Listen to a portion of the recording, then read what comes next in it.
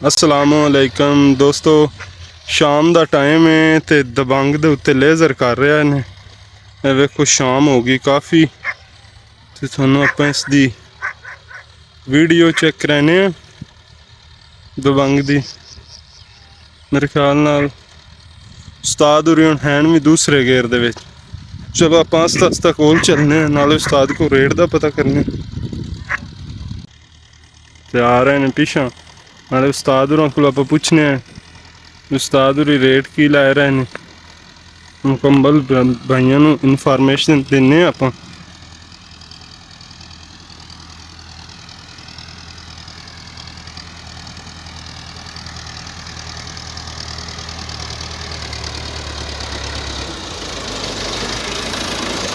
अस्सलाम वालेकुम उस्ताद जी।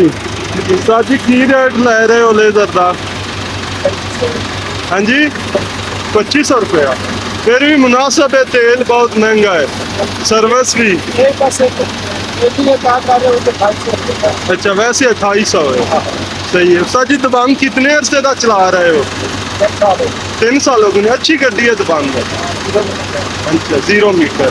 तो पहले थोड़े को 640 सी, ये उस नालों बेहतर है दबंग।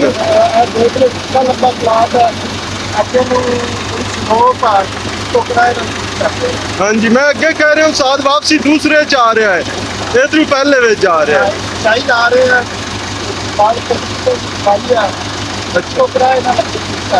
हाँ जी, नहीं तो हाथ वाले किराए नाल होनी सी पूरी। उस्ताद जी एक रेस लगाइए, पैर पीछे करो, ठीक लाइए। नहीं, ये बहुत अच्छी गल है। सिर्फ इनू अगर दबंग नू इतने क्लच पैडल दिते जावन ना 85 तरीके, तो दबंग ज्यादा ट्रैक्टर अच्छा बन जाए, तो सीधियां टूपा च आ जाए। दबंग बला ट्रैक्टर अच्छा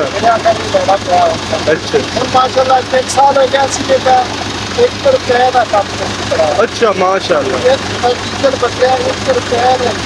शाम का टाइम है तो उस्ताद होरां नू खिंचाई पई खलोती है।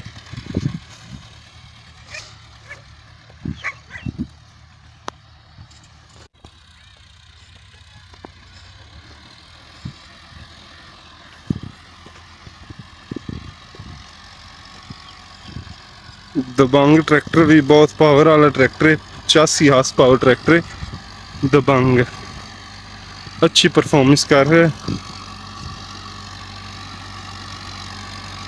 हम नज़दीक तो चेक कराने हैं, अच्छी परफॉर्मेंस कर रहा है।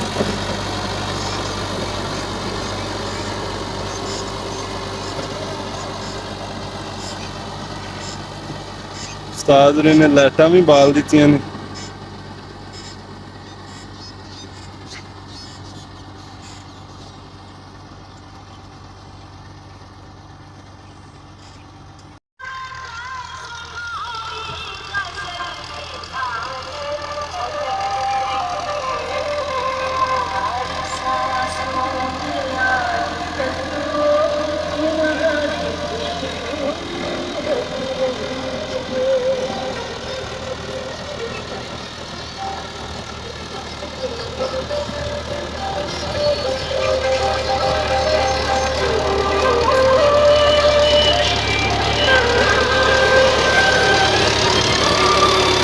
हम दूसरे ची कर लिया,